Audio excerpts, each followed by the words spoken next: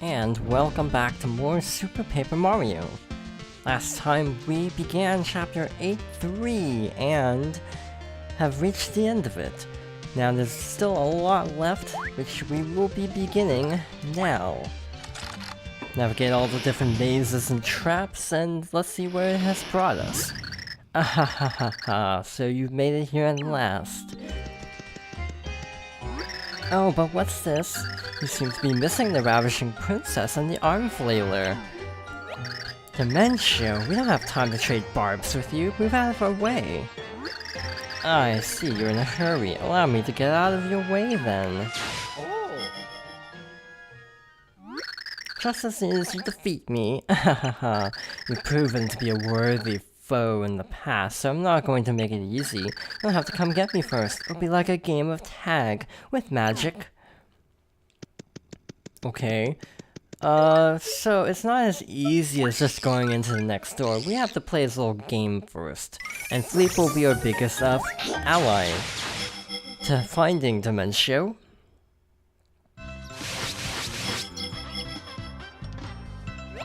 Where are we? Look, there! And we're back on Lineland Road, for some reason.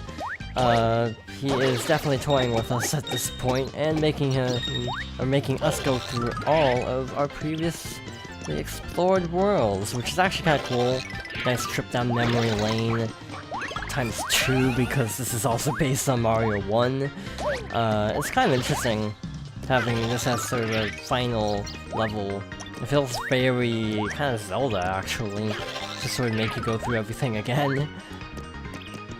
I know a lot of Zelda games in particular had a lot of mechanics where you had to replay like small portions of existing dungeons.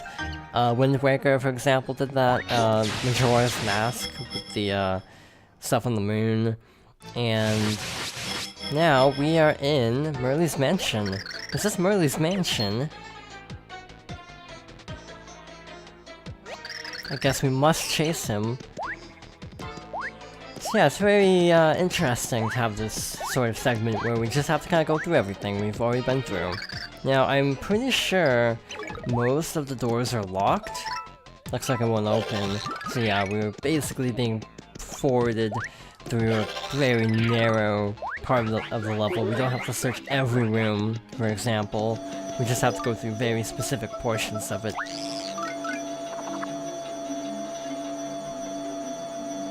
And this is where we got all the rubies in that stage. And had to wait around a lot for very slow-moving lasers. Can I actually check this out? Because I'm feeling impatient. Oh, we still have to hit the blocks. It didn't actually save us any time. Oh well. And hit this. And see where this takes us next. Where else but Chapter 3? The Tile Pool. So yeah, we just kinda have to go through the motions, playing along with this little game. Carrie's not a bad option. I don't know if she makes you faster underwater. Kind of. Not really. So not gonna use her that much. Also, I like how this section gives you a lot of healing items in case you need them. Also, stomping on enemies underwater is not something you can do in most Mario games, and you still can't do it here unless you use Dudley. I just discovered this. I think we're going backwards through this level, which is actually cool, because it's sort of a different perspective. Like, it might be a small thing, but going backwards in a level makes things a lot different. Like, it doesn't seem like it would make a big difference, but it actually can mess with you, just having to backtrack through a level. And, of course, where are we? But, Chapter 4. Planet Bobule, if I'm not mistaken. I think that was the name of it. Still have all the weird jumping physics. Now, I'm not sure if these are actually the places or not, or if this is just Dementia messing with us. Knowing him, it could go either way pretty easily. Like, we might not actually be on this planet, but he's just creating illusions. Who knows? It could be either. Considering he can warp and everything, I'm assuming we're actually supposed to be here. Also, we haven't even seen the little power pixels with Luigi. So, if I can maneuver... Never mind, this is actually difficult maneuvering. In the, when you can't see, basically. And there you go. And you have to kind of be outlining it, not in the middle of it. I just discovered it's kind of picky. Not too bad, though. But it's kind of weird, because we haven't seen Fleep used that much, but yeah, we finally get to put him to use in this chapter. Again, a lot of characters do serve a lot of purposes, and that's really nice. You're kind of supposed to flip around these, but I guess this is one way to get around them. And of course, they don't really actually give much experience, partly because these are really early game enemies. We just happen to be fighting sort of late game. If I'm not mistaken, this is where one of the tablets was? The fire tablet, I'm pretty sure. There's no real way forward, so it's gotta be here. And there it is. Trying to do a speedrun strat of hitting the block as it appeared, but didn't exactly succeed. This is actually the hardest one. Can you guess why? It's because you can't really see very well. You have to actually be really on guard. Because the little rift kind of might kind of blend into the background a little bit, so you gotta kind of be on your toes. This is chapter 60, Samura's Kingdom, after it was destroyed. It's actually the only kingdom that has been consumed by the void at this point in the story. But soon all worlds will be like this, as the stakes have never been higher in this franchise. I think even Thousand Year Door, with resurrecting a demon, had lower stakes than this. That's saying something. Any day now. Any day now. There we go. It's actually not super hard to miss, but like, you can very easily miss it if you're not being super, careful. So I tend to be very watchful of this one. You can also listen for the audio cue if you have like headphones. And back into the, what is this place? The Underworld Road? So, obviously, we didn't get to see the men's show, but, the assumption is we need to go upwards. Oh, that's the ceiling. So I guess we just need to ride these. We don't have Bowser, so we can't light the, torches. So we're just kind of left to brute force this place. Oh, almost worked. Yep, it worked. Little time saver. Aha! I do like kinda blindly jumping through this place and just using the super jump whenever possible. See if it saves any time. Door guy the second, I think. Maybe. Might be door guy the first, actually, I don't remember. And now we're back in Castle Black at long last. Enjoying my game of tag. Hey, stop messing around, find us for real. Messing around? Oh no, magic is no laughing matter, I'm always deadly serious. I have been watching you, you are the ones who can stand up to Count Bleck. So I have a favor to ask, will you help me destroy the Count?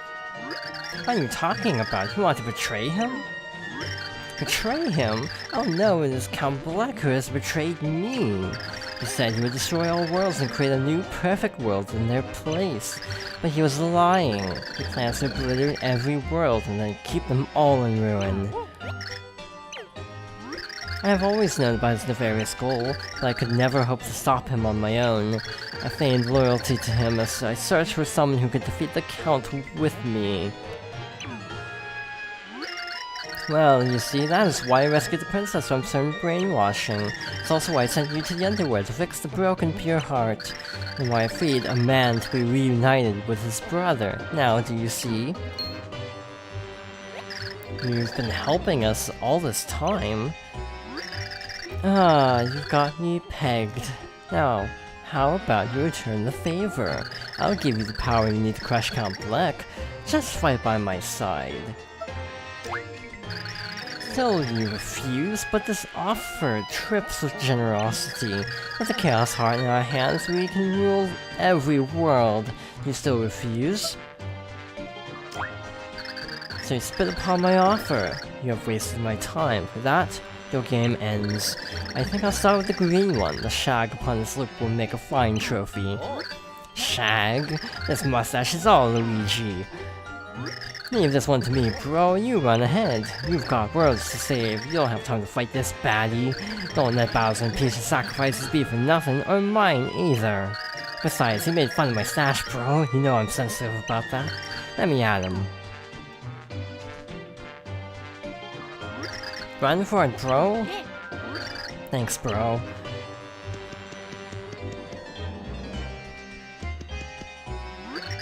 How tender, I just squeezed out a tear. Yes, Mario can run along, and if he somehow manages to defeat Count Black on his own, all the better. And so I strike like an unseen dodgeball in an echoing gymnasium. So, with that, we are fighting him solo. And I mean, like, completely solo. No help at all. Luigi by himself, no pixels, nothing. Obviously, the ultra jump, or spring jump, whatever it's called, is your best bet, but it's a little bit hard to aim sometimes. If you can pull it off, that does a lot of damage, so definitely a worthwhile strategy. If you can, that does 16 damage, and we've clocked a lot of hits, so he should be going down soonish. The first one to move, I think, is always the real one, but I'm not sure on that.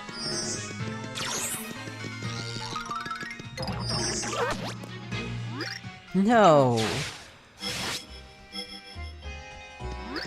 I cry, Uncle. Mercy. Uncle, I say. Had enough dementia. I didn't need my superstar bro to take you on. I see that now. Your power is formidable, which is exactly why I can't let you fall into Count Black's velvet-lined gloves.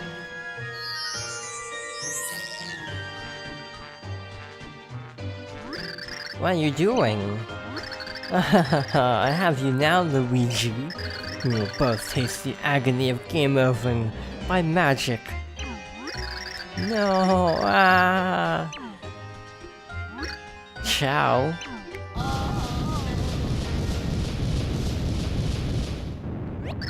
Luigi!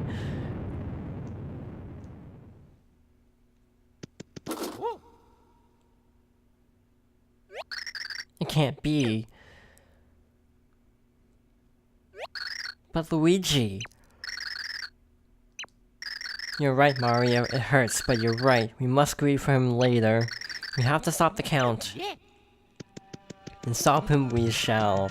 We're all by ourselves now other than our pixels. So it's a little bit of a different dynamic. We haven't been this alone since chapter 1. But with that, we have finished chapter 8-3.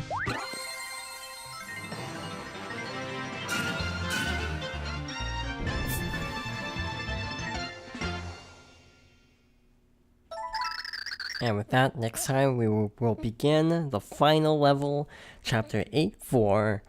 Thank you for watching, and I hope you join me next time for more Super Paper Mario.